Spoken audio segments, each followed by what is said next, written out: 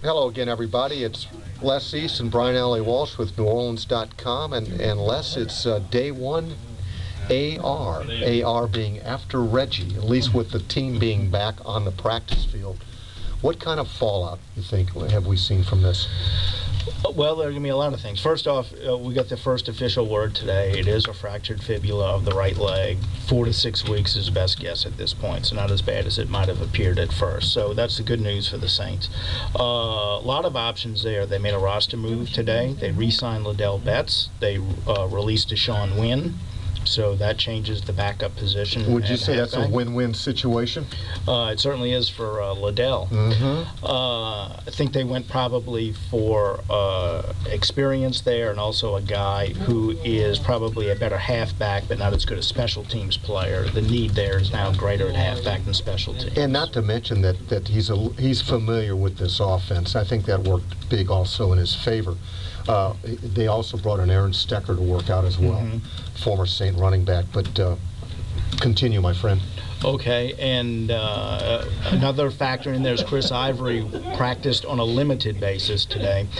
We don't know for sure if he'll be available on Sunday, but it's encouraging that he might be available. So you have Pierre Thomas, you have Liddell Betts, you might have Chris Ivory.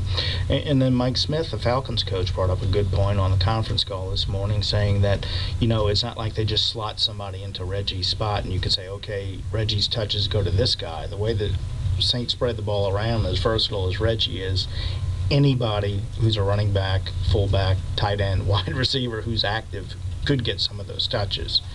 Yeah, you know, the couple thoughts on that is that when you look at Pierre Thomas, it's not like he hasn't touched the ball in these first 2 games. I believe it's 48 touches, both rushes and receptions.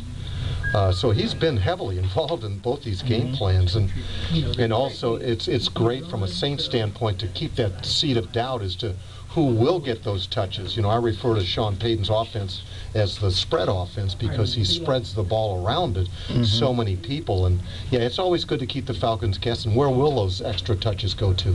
Yeah, and Drew Brees was just asked about that, and he kind of had this big grin on his face, like, yeah, they don't know where those touches are going to come from because they can do anything. You know, they might have pitched the ball to Reggie hoping to get 5 yards, and now maybe they throw a pass to Dave Thomas trying to get 5 yards. Or the permutations are almost endless. So the tough thing is not one person can come in and fill Reggie's spot, but the good news for the Saints is that they have so many people and they spread the ball around so much, and Drew is so good at going through his checkdowns and picking out the right person that the Falcons don't know what to expect. And there's one other key injury to discuss too, is to cornerback Randall Gay. Would you bring us up to date with that last stir? Well, he has a concussion, and under NFL rules he will have to have an examination before he is cleared to play, I believe, outside of the organization. That's due to take place tomorrow morning, according to Sean Payton. If he passes that exam, he will be cleared to play, and then it will be up to the Saints' evaluation of how well he feels and how well he's practiced and able to play. But he has to get over that hurdle before there's any chance of him playing. So he'll be examined tomorrow. Hopefully we'll know more about him then.